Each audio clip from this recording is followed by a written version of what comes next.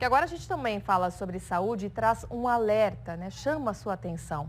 É um alerta sobre um tipo de câncer que é um dos mais comuns aqui no Brasil. Você sabe de qual que a gente está falando?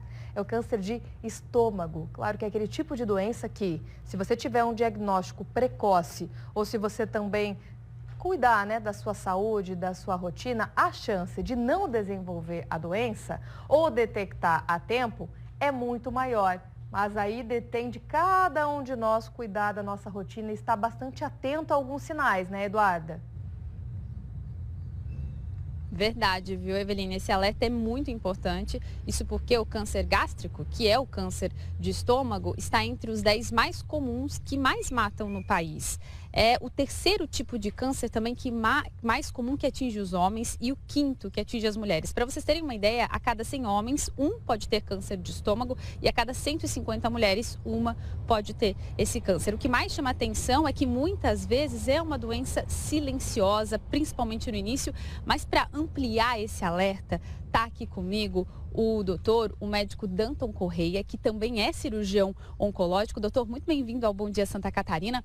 Eu já começo te perguntando sobre isso, né? Por que o câncer de estômago ele é mais comum entre os homens? Bom dia. Bom dia. Então, isso tem muito a ver com hábitos de vida, né? Como outras formas de câncer, o câncer de estômago também está associado ao uso de cigarro e bebida alcoólica. Isso é mais comum entre homens, então ele acaba sendo mais frequente em homens do que em mulheres.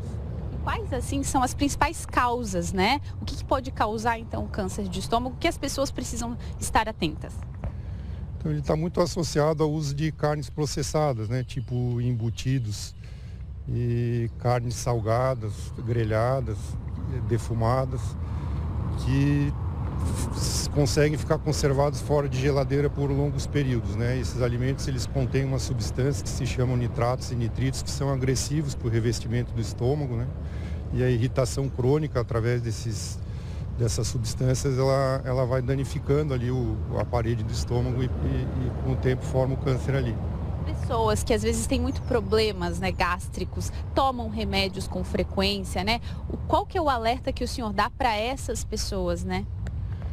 Então, esses remédios da família do omeprazol, quando bem indicados, eles são ótimos remédios, né? Mas tem muitas pessoas que se automedicam com esse tipo de medicação e ele pode mascarar o sintoma, né? De alguma doença mais grave, como o câncer de estômago mesmo. Então, a partir de 50 anos, quando a doença é mais frequente, a gente não deve se automedicar. Uma coisa é uma pessoa jovem que tem um desconforto, toma um remédio de vez em quando, né, melhora e passa, né? A partir de 50 anos, se a pessoa tem queixas de estômago frequentes, assim, ela deve procurar um médico, né? E na maior parte das vezes a gente indica a realização de uma endoscopia digestiva alta. Hoje, como que funciona o tratamento para esse tipo de câncer? Então, o tratamento, na maior parte das vezes, envolve a realização de uma cirurgia, né, onde se remove a parte do estômago que está doente.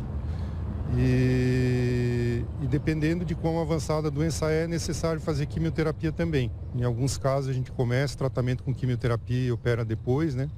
Mas na maior parte das vezes a cirurgia é necessária.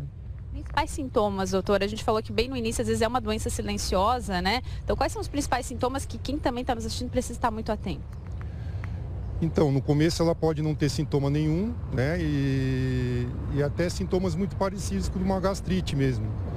Então, tem o que a gente chama de sinais de alarme, né? Que a pessoa ter anemia sem causa conhecida, perda de peso sem explicação, dor ou dificuldade para engolir, ou queixas gástricas persistentes, né? Que não melhoram com um período curto de tratamento com remédios específicos, né? A pessoa tomou, melhorou, mas voltou a piorar logo em seguida, isso principalmente acima de 50 anos de idade.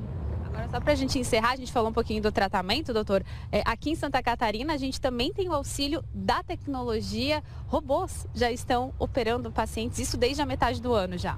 Exatamente. Chegou um robô para a gente aqui em junho, né? E a gente já fez 2 cirurgias de estômago nesse robô. É bem interessante a tecnologia. A gente nota assim que o paciente sente menos dor no pós-operatório e a cirurgia ela acaba ficando mais delicada, né? O bracinho do robô ele faz movimentos que a mão do humano não consegue fazer e ele corrige também determinados movimentos. Se a mão da gente treme, né? A mãozinha do robô ela corrige o tremor e ela consegue passar os pontos de uma forma mais delicada. Doutor, muito obrigada pela entrevista. Então fica aí o alerta, né, para quem está nos assistindo. A gente sempre fala que prevenção é importante. Quando se fala em câncer, então, melhor ainda, né? Sempre importante prevenir. Então a gente espera ter ajudado quem está nos assistindo, viu, Eveline, aí com essas dicas e também com essas orientações aqui no Bom Dia Santa Catarina. Eu volto contigo, daqui a pouquinho eu também estou de volta com mais alerta, viu? É aquele papo importante, né, Duda? Porque muitas vezes vira a chave da prevenção para quem está acordando com a gente. Ou está só ouvindo o Bom Dia Santa Catarina pensando assim, bom, será que eu estou me cuidando como eu deveria? Será que aquilo que eu estou sentindo pode ser sintoma de algo? Então já procure o médico, né? Se for o caso, já procure essa ajuda o quanto antes.